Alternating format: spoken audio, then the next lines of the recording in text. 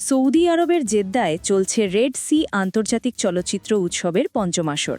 উৎসবের দ্বিতীয় দিনে হলিউড তারকা জেসিকা আলবা ব্যক্তিগত কেরিয়ার নিয়ে কথা বলতে গিয়ে তুলে ধরেন নিজের অভিনয় জীবনের এক অস্বস্তিকর অভিজ্ঞতা।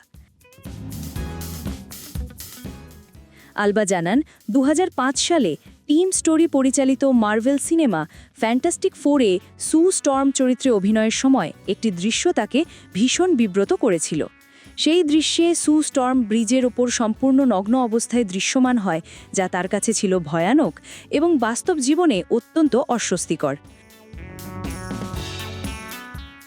রক্ষণশীল পরিবারে বেড়ে ওঠার কারণে দৃশ্যটি তাকে দীর্ঘদিন মানসিক চাপেও ফেলেছিল। তবু চরিত্রটি আলবার কাছে বিশেষ। তার মতে সুস্টর্ম ছিল মা সুলভ, দয়ালু, কিন্তু একই সঙ্গে দৃঢ় এবং নৈতিক মূল্যবোধের শক্তিশালী, যা সে সময়ের নারী সুপারহিরোদের প্রচলিত ধারণাকে বদলে দিয়েছিল।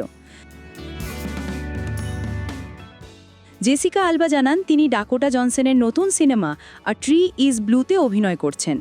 সেখানে তার সঙ্গে থাকছেন ব্রিটিশ গায়িকা চার্লি XCX ও অভিনেত্রী ভ্যানেসা বার্গহার্ট।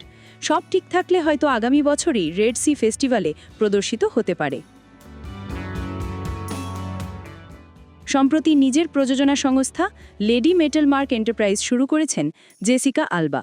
তার লক্ষ্য হলিউডে বৈচিত্র্যের গল্পকে সামনে আনা।